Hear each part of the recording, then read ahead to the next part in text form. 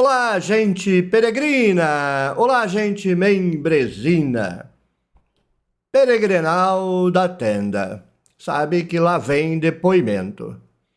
Mas antes, quero convidá-los a se agendarem para um evento muito importante para mim e para este canal e quero crer para a família da Tenda do Necromante.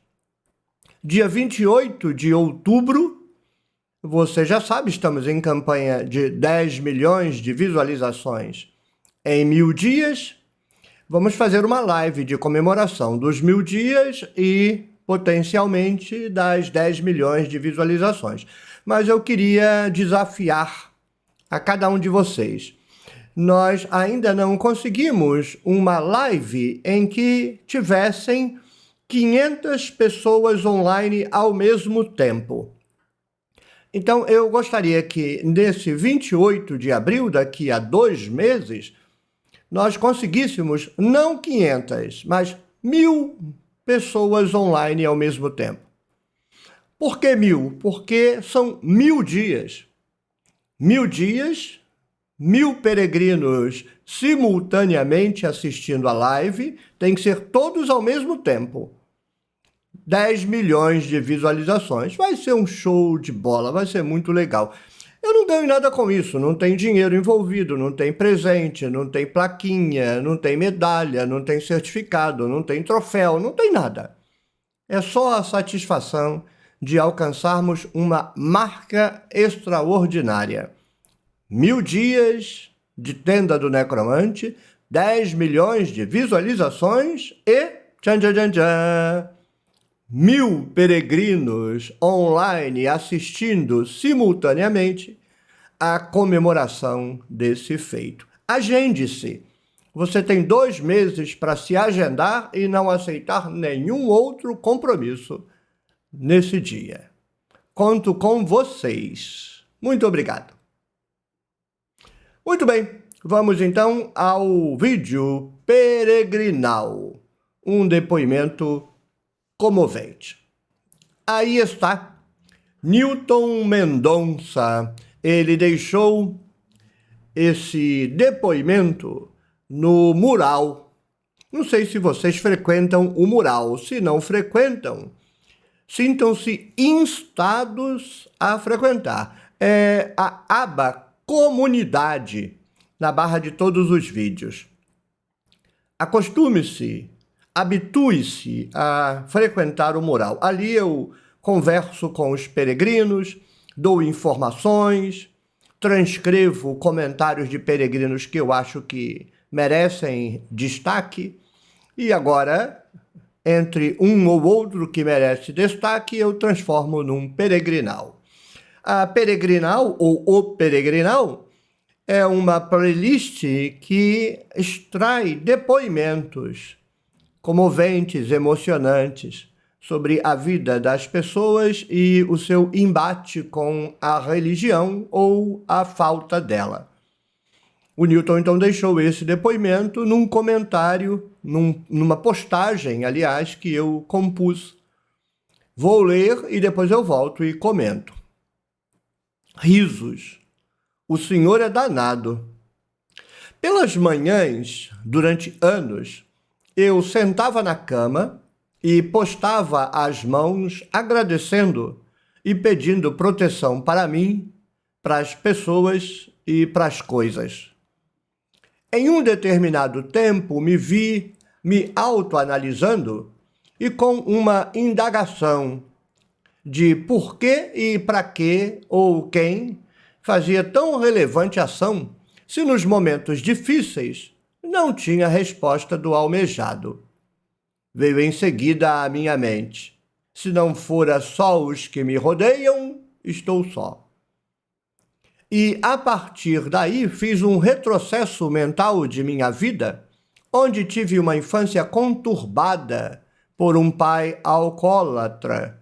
Minha mãe tendo que se matar em afazeres domésticos, em casa de terceiros, inclusive parentes mais monetizados, e foi um padecer e sofrer sempre. E a resposta divina? Faz por ti, que te ajudarei. Sempre fui um contestador, porém minha mãe me repreendia, dizendo: Deus castiga, não fala isso. Porém, tinha eu na mente se o que passamos como fome, doenças da idade infantil, ela muitas vezes depressiva e os terrores de estarmos sempre em mudança de casas, pois os ganhos mínimos nos obrigava a sair por não ter dinheiro para pagar. Aliás, ficamos devedores de várias residências. Então a mamãe, se isso já não for castigo, será o quê? Dizia eu para ela. Meu pai, metido a machão, pegava uma, duas, três mulheres por onde passava. Assistência à esposa com 5 filhos? Nem pensar. Para ele pegar carne nova, acredito que o deixava revigorado. Mas, enfim, hoje, com minha mãe idosa e acamada, ainda a provoco em seus momentos de lucidez, dizendo: viu, maninha? Lembra de Deus? Ele te sugou até você estar na cama vegetando. E pior, não há socorro. E ela diz: deixa de falar besteira, menino. Porque ao longo dos meus 61 anos, nunca houve auxílio. Então esse Deus que muitos ovacionam, para mim sempre deixou lacunas de esperanças, que não passaram de esperançamento. Pois se existiu, sempre esteve tomando café com os árabes. Obrigado por um pouco de lucidez, pois apesar de pensar assim, nunca pude me expressar para ninguém por temer represálias. Sabe como é? Seria eu um estranho no ninho. Bom dia, desculpas pelos erros que, como o Senhor mesmo diz, tirando-os, sobra o certo. Abraço. Newton, eu vou arriscar dizer que você é nordestino. E vou arriscar dizer que para mim você é nordestino porque a sua fala é nordestina. Eu amo essa fala. Eu amo essa terra que cada letra e palavra dos textos nordestinos pisa. É um modo de se expressar na escrita que reverbera o modo muito sui generis, maravilhoso, lindo, do nordestino falar. É maravilhoso. Você tem que escrever contos, Newton.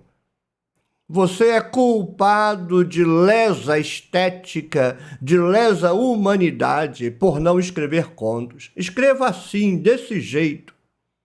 Maravilhoso. Aliás, é uma tônica aqui no canal. Há pessoas aqui que escrevem maravilhosamente bem. Eu invejo, eu me contorço de inveja. Minhas tripas dão um nó de inveja. Porque isso flui. Isso é naturalidade pura. Você diz, o senhor é danado. E aí eu lembro de minha avó. Você falando de sua mãe, eu lembro de minha avó. A palavra danado no catolicismo popular é condenado, né? Danação do inferno. Então dizer que é danado, você está condenado ao inferno. E você é danado. Eu imagino que não foi nesse sentido que você disse, porque lá no Rio, danado, talvez isso tenha vindo do Nordeste, tem bastante nordestinos também no Rio de Janeiro, não tanto quanto em São Paulo, não tão quanto no Nordeste, mas era um centro de cultura de emprego, então os nordestinos em êxodo, fugindo à fome, batiam lá na Novo Rio. E então, talvez, vindo do Nordeste, a expressão danado funcione bem no Rio. Eu aprendi isso desde pequenininho, a despeito de minha avó brigar. Danado para nós significava uma pessoa esperta, né? Que se safa, lisa, escorregadia, né? No sentido da malandragem. Obrigado, eu tomei como um elogio. Você diz que durante anos você sentava na cama e postava as mãos agradecendo, pedindo proteção para você e para as pessoas e para as coisas. A gente aprende isso com a avó, com a mãe, Nós temos uma coisa em comum, meu pai também deu linha na pipa. Bem, provavelmente minha mãe pode ter dado linha na pipa, mas não muda em nada a situação, porque minha mãe não ia vir embora para o Sudeste. Ela estava em Goiás à época, com 3 filhos nos braços e um na barriga, se meu pai fosse o melhor homem do mundo. Mesmo que eventualmente alguém decida que minha mãe não era a melhor mulher do mundo. Não faz a menor diferença.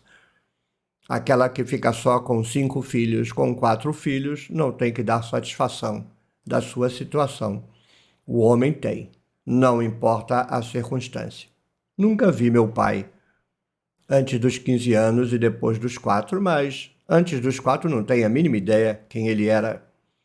E depois dos 15 o conheci por 1 ano, para depois ir embora de novo. Tivemos então uma infância parecida, talvez a sua pior do que a minha nesse aspecto. E eu também aprendi muita religiosidade. Você sentava na cama, postava as mãos agradecendo, pedindo proteção. Eu não chegava a essa ritualística, não.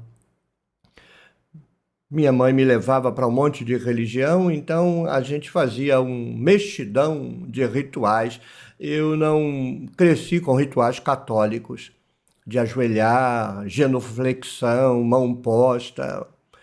No máximo, às vezes, acender uma vela, ficar olhando para a estátua de plástico de um São Jorge mal desenhado e mal pintado. Mas a religiosidade estava lá, ao lado de crendices, superstição, parapsicologia, um monte de coisa. Você disse então que no meio dessa ritualística toda, você se vê se autoanalisando e faz uma crítica, porque você se dá conta de que não adianta nada ficar orando e pedindo proteção quando a vida se revela uma desgraça só. Eu nunca cheguei a esses questionamentos. A nossa vida, à medida que a minha infância caminhou e a minha adolescência, era muito ruim e pobre no sentido material. Éramos minha mãe, eu, não sei dizer quanto a meus irmãos, mas eu tinha uma religiosidade latente, pulsante. Mas a situação paupérrima em que vivíamos nunca me fez questionar. Não é mérito, não. É demérito. Eu não tinha olhos na cara. Eu não fazia ligação entre a pantomima da fé, as bobagens das crenças e a vida real. Eram mundos separados. No máximo, quando eu queria alguma coisa no meio daquele terror em que vivíamos, eu fazia um pedido, porque eu queria muito aquilo, mas o normal da vida me parecia aquilo. Às vezes não ter comida suficiente, às vezes não ter comida. Foram poucas vezes que não tivemos, mas houve vezes em que não tivemos. Já contei a experiência do mamão verde, que minha irmã achou que era chuchu e apanhou, porque pediu o chuchu que nenhum filho queria comer. Minha mãe então deu a panelada de chuchu para ela e ela não comeu e apanhou porque não comeu, porque descobriu que não era chuchu, era mamão verde salgado e quem aguenta isso. Mas isso não saltava para minha experiência de crença, porque eu era uma bestinha, um jumentinho das espiritualidades. Você não.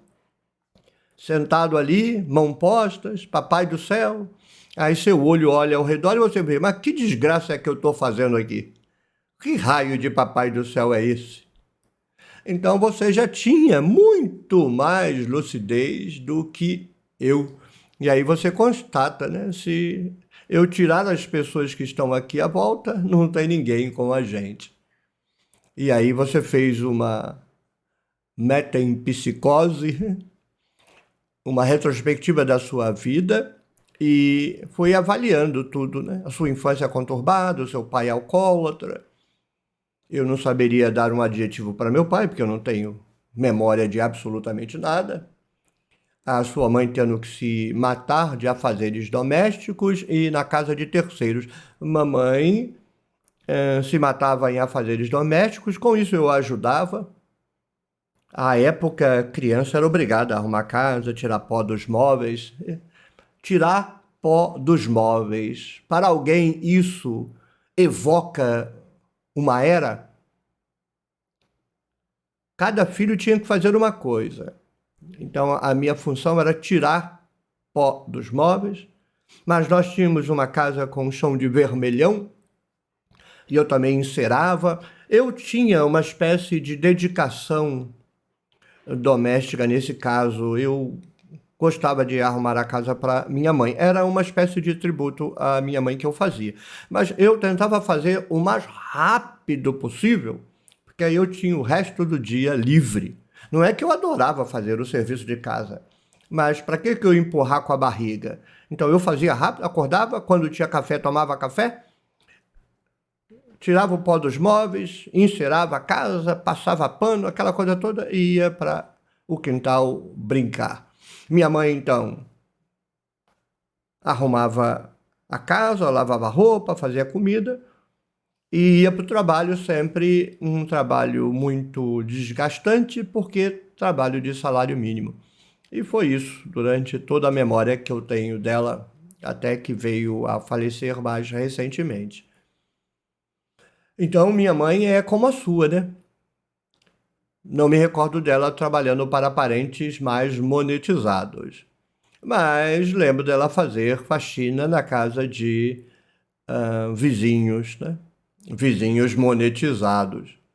E foi sempre um padecer e um sofrer, com agravantes que em algum dia eu conto. Resposta divina? Nenhuma resposta divina, mas isso não impedia minha mãe a frequentar tudo quanto é buraco religioso e me levar junto. Já contei isso aqui, né? Mamãe frequentava todas as religiões ao mesmo tempo, exceto a evangélica, que eu nunca conheci conscientemente. Você foi um contestador, eu não. Para mim, aquilo era a naturalidade da vida. Como nós vivíamos presos dentro de casa, nós não sofremos o contato com o estilo de vida fora daquele nosso aquário. Então, nunca fui contestador. Para mim, aquilo era natural. Tudo bem, eu olhava na escola as pessoas que tinham coisas e eu não tinha, mas eu nunca questionei assim por que elas têm ou não têm. Eu só sofria a vergonha, a humilhação.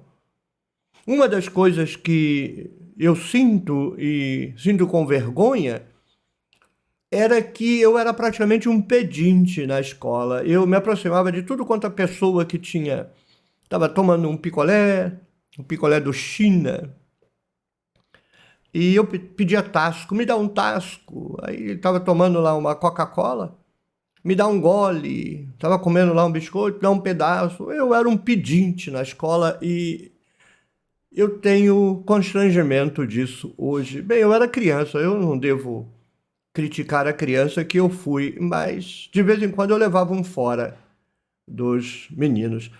Então eu queria ter o que eles tinham, queria usufruir do que eles usufruíam, as roupas bonitas, nunca tive, as roupas novas, nunca tive. O material de escola, nunca tive. A merenda, nunca tive. Mas isso não fazia com que eu me desse conta de que tinha algo errado à minha volta. Não. Isso nunca me fez virar um contestador. Não há mérito. Vou insistir para quem acha. Ai, que linda a posição desse menino. Você é uma besta. Se achar uma pessoa idiotizada, consciente da falta que tem e isso não se transformar em questionamento, você é besta. Eu era uma besta. O Newton Mendonça não, ele se tornou um contestador. Mesmo que a mãe o repreendesse. Olha lá, ele diz, minha mãe me repreendia. Deus castiga, não fala isso. É o papel da mãe, né? Mas você ficava na mente, olhando as coisas que você passava, e você menciona fome, doença infantil. Nossa, eu tive muita doença infantil. Sofri horrores com dor de dente, horrores. Cada ano de minha vida na infância e na adolescência era um sofrimento atroz com dor de dente.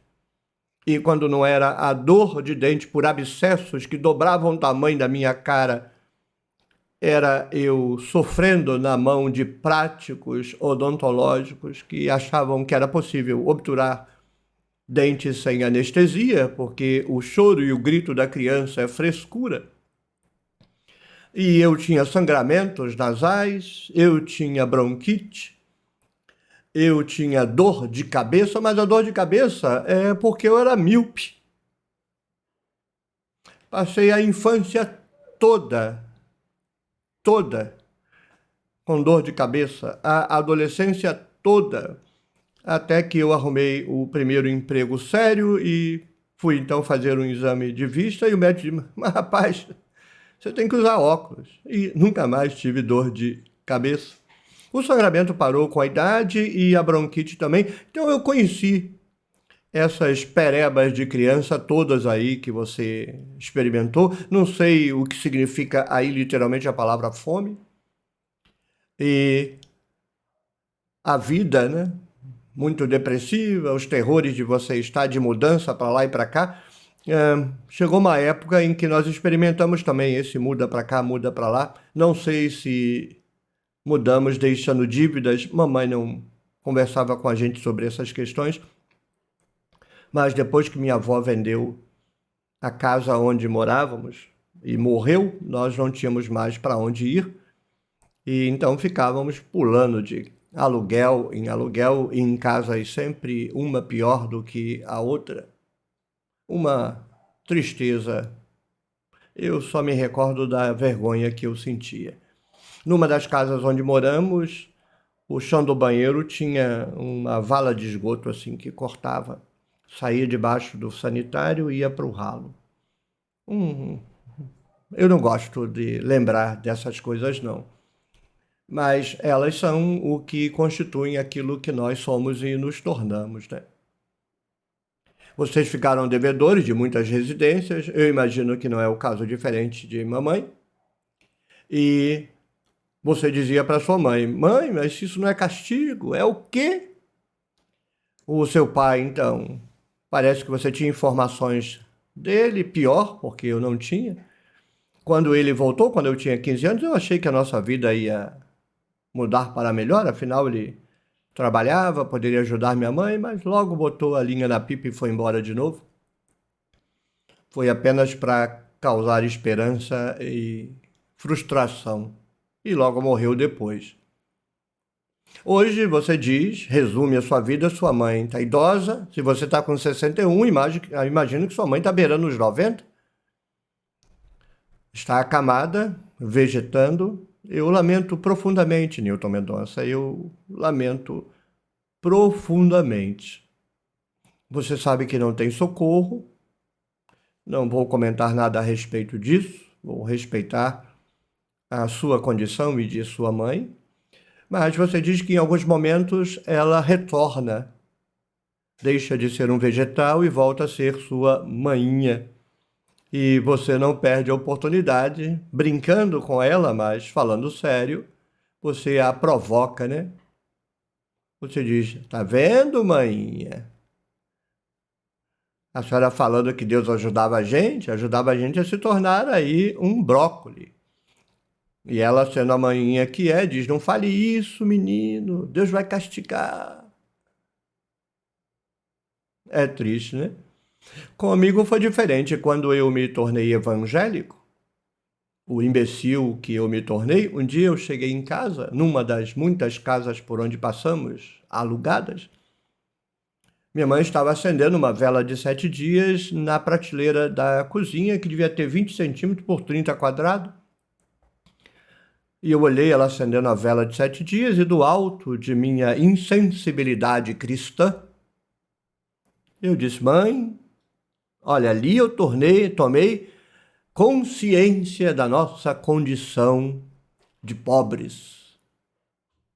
E aí eu culpei minha mãe e defendi a inteligência suprema do universo. Eu disse para minha mãe, é por isso que Deus não nos dá nada. Eu me arrependo de muita coisa que fiz e disse na vida, e esse momento é um momento que, se eu pudesse ter apagado de minha mente, eu apagaria. Você provoca sua mãe. Eu imagino que você provoque como um filho e mãe naquelas conversas que não são sérias e ao mesmo tempo são as coisas sérias da vida ditas com humor e carinho, porque precisam ser ditas, mas não são ditas para ferir, porque está você ali cuidando. Você não diz que agora Deus cuide da senhora, que eu vou cuidar da vida, não. Você está ali sendo Deus, porque Deus é o que não há. Você agradece pelo pouco de lucidez, porque você não pode conversar sobre essas coisas com ninguém. Fico feliz do canal servir para isso, conquanto não tenha sido erguido na condição de tenda para isso, e também ainda não tenha por objetivo isso. Mas se isso ajuda os frequentadores do canal, tá bom. Veja, você ainda teme represálias por dizer o óbvio, a verdade indiscutível. Mas quem quer ouvir a verdade indiscutível? Nem a sua mãe, mas no estado em que ela está, de que vai valer a verdade. Você é um estranho no ninho, como todos nós que atravessamos a estrada da perda absoluta da fé. Você pede desculpas pelos erros? Nenhum erro. Nenhum erro. Eu acho que se você escrevesse contos, deveria escrever assim e não mandar ninguém corrigir. Deveria publicar assim, escrito assim, desse jeito assim. Veja, num certo momento, você foi Saramago. Você não botou pontuação, não usou maiúscula. E eu simplesmente ouvi você falar. Porém, minha mãe me repreendia, dizendo: Deus castiga, não fala isso. Não tem nenhum ponto, não tem nenhuma vírgula, nenhuma maiúscula. Mas esses textos exigem que as duas pessoas, você que escreve e a que lê, estejam uma diante da outra numa experiência verdadeira. E aí você consegue ouvir a pessoa falando e sabe como ela fala. Eu fecho os olhos e vejo você dizendo: porém, minha mãe me repreendia. Ela dizia: Deus castiga, menino, não fala isso. Não precisa de ponto. Ponto e vírgula é quando a gente escreve para quem não quer ler. É como a didática. Serve para quem não quer aprender. Eu te agradeço. Se a gente tirar o que está errado do seu texto, sobra o texto inteiro. Se você gostou desse peregrinal, deixe o like, deixe um comentário, um elogio, uma crítica, uma pergunta, um cumprimento, uma rotina de engajamento. Compartilhe o peregrinal com seus contatos, torne-se membro do Clube de Membros da Tenda do Necromante, apoie meu projeto de tradução da Bíblia, www.nossabiblialivre.com, e até 28 de outubro engaje-se na campanha 10 milhões de visualizações em 1000 dias. E no dia 28 de outubro, agende esse compromisso. Estar na live neste canal no dia 28 de outubro e só sair ou quando ela terminar ou quando nós alcançarmos 1000 espectadores simultâneos, 1000 peregrinos comemorando essa efeméride. 1000 dias, 10 milhões de visualizações, 1000 espectadores simultâneos. Tchau, tchau. Até o próximo vídeo, até a próxima rodada de café.